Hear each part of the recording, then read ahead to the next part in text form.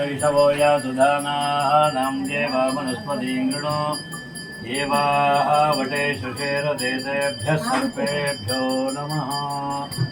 भुजङ्गेशाय विद्महे चक्षुश्रवणाय धीमहि तन्नः सर्पः प्रचोदयात्। जय इंदिरारमण गोविंदा, लक्ष्मी रमण गोविंदा, श्रीमದ್ ರಮಾರಮಣ ಗೋವಿಂದ, ಜೈ ಶ್ರೀ ಸುಬ್ರಹ್ಮಣ್ಯ. ಜೊತೆಗೆ ಯಾವೆಲ್ಲ ಪೂಜೆಗಳು ನಡೀತಿದೆ, ಎಷ್ಟು ಜನ ಭಕ್ತಾದಿಗಳು ವರ್ಷಕ್ಕೆ ಭೇಟಿ ಕೊಡ್ತಾ ಇದ್ದಾರೆ, ಆದಾಯ ಯಾವ ರೀತಿ ಇದೆ, ಡೆವಲಪ್ಮೆಂಟ್ ಯಾವ ರೀತಿ ಇದೆ? ಶ್ರೀ ಗುರುಭ್ಯೋ ನಮಃ. ಹರಿ ಓಂ. ಸುಬ್ರಹ್ಮಣ್ಯನ ಹಾಗೂ ಲಕ್ಷ್ಮೀ ನರಸಿಂಹನ ಅನುಗ್ರಹ ಆಶೀರ್ವಾದದೊಂದಿಗೆ ಬರ್ತಕ್ಕಂಥ ಎಲ್ಲ ಸದ್ಭಕ್ತರಿಗೂ ಕೂಡ ಯಾವುದೇ ಥರ ಮೋಸಗಳು ಕೂಡ ನಿವಾರಣೆ ಆಗ್ತಕ್ಕಂಥ ಒಂದು ಪುರಾಣ ಪ್ರಸಿದ್ಧವಾಗಿರ್ತಕ್ಕಂಥ ಐತಿಹಾಸಿಕ ಇರ್ತಕ್ಕಂಥ ಒಂದು ದೇವಸ್ಥಾನ ಘಾಟಿ ಸುಬ್ರಹ್ಮಣ್ಯ. ಇಲ್ಲಿ ಸುಬ್ರಹ್ಮಣ್ಯ ಸರ್ಪರೂಪದಲ್ಲಿ ಉದ್ಭವ ಆಗಿರ್ತಕ್ಕಂಥದ್ದು ಬಹಳ ವಿಶೇಷ.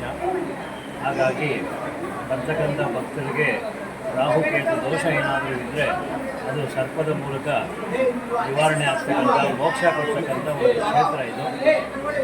ಹಾಗೆ ಸುಬ್ರಹ್ಮಣ್ಯನ ಬೆನ್ನಿನ ಮೇಲೆ ಲಕ್ಷ್ಮೀ ನರಸಿಂಹ ಉದ್ಭವ ಆಗಿರ್ತಕ್ಕಂಥ ವಿಶೇಷವಾಗಿರ್ತಕ್ಕಂಥ ಒಂದು ಕ್ಷೇತ್ರ.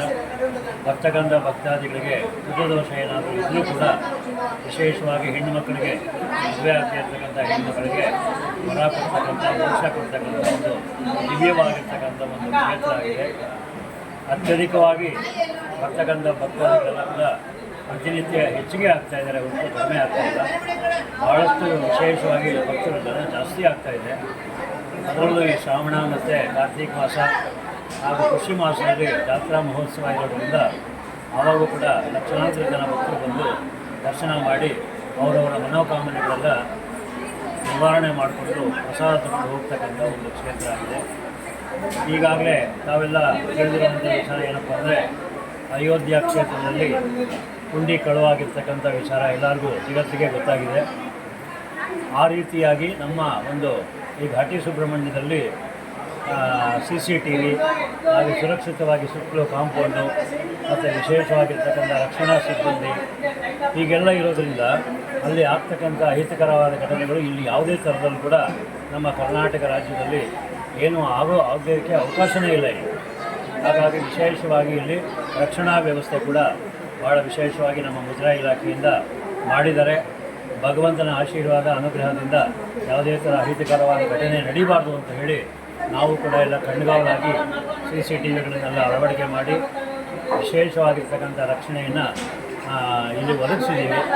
ಹಾಗಾಗಿ ಸುಬ್ರಹ್ಮಣ್ಯನ ಆಶೀರ್ವಾದ ಕೂಡ ಯಾರಿಗೂ ಕೂಡ ತೊಂದರೆ ಆಗಲಿ ಅಂತ ವಿಚಾರವಾಗಿ ಈ ಒಂದು ರಕ್ಷಣಾ ವ್ಯವಸ್ಥೆಯನ್ನು ಮಾಡಿದ್ದೀವಿ.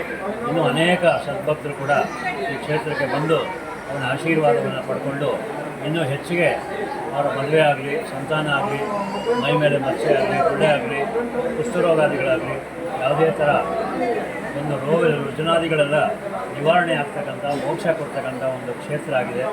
ಭಗವಂತನ ಆಶೀರ್ವಾದ ಎಲ್ಲ ಸದ್ಭಕ್ತರಿಗೂ ಕೂಡ, ಭಾರತ ದೇಶಾದ್ಯಂತ ಬರ್ತಕ್ಕಂಥ ಎಲ್ಲ ಭಕ್ತರಿಗೂ ಕೂಡ ಸಿಗಲಿ ಅಂತ ಹೇಳ್ತಾ, ಘಾಟಿ ಸುಬ್ರಹ್ಮಣ್ಯದ ಅರ್ಚಕರಾಗಿರ್ತಕ್ಕಂಥ ಗುರುರಾಜ್ ಅವರು ಆಶೀರ್ವಾದದ ಮೂಲಕ ಇದರ ಮಾತನ್ನು ಹೇಳಿದ್ದಕ್ಕೆ ಅವಕಾಶ ಕೊಟ್ಟಿದ್ದಕ್ಕೆ ಬಹಳ ಸಂತೋಷ. ಕ್ರಮೇಣ ಬರ್ತಾ ಹೋದ ವರ್ಷ ತುಂಬ ಕಡಿಮೆ ಇತ್ತು. ಈ ವರ್ಷ ಸುಮಾರು ಒಂದು 13 ಕೋಟಿ ಅಲ್ಲಿವರೆಗೂ ರೀಚ್ ಆಗಿದೆ.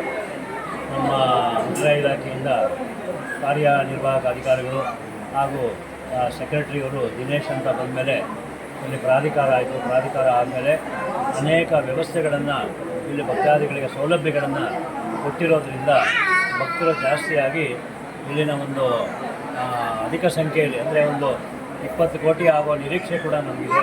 20 ಕೋಟಿ ಮೇಲೆ ಆಗಲಿ ಅಂತ ಹೇಳಿ ನಮ್ಮ ಅರ್ಚಕ ಒಂದು ಸಮೂಹ ಎಲ್ಲ ಸೇರಿ ಬರ್ತಕ್ಕಂಥ ಭಕ್ತಾದಿಗಳಿಗೆ ಸೌಮ್ಯವಾಗಿ, ಸುಲಲಿತವಾಗಿ ಅವನ ದರ್ಶನ ಆಗಲಿ, ಅವನ ಸೇವೆಗಳಿಗೆಲ್ಲ ಅವಕಾಶ ಆಗಲಿ ಅಂಥೇಳಿ ಇನ್ನೂ ಹೆಚ್ಚಿನ ಒಂದು ಆದಾಯ ಭಗವಂತನ ದಯದಿಂದ ದೇವಸ್ಥಾನಕ್ಕೆ ಬರಲಿ, ಇನ್ನೂ ಸೌಲಭ್ಯಗಳನ್ನು ಜಾಸ್ತಿ ಮಾಡೋದಕ್ಕೆ ಅವಕಾಶ ಆಗುತ್ತೆ.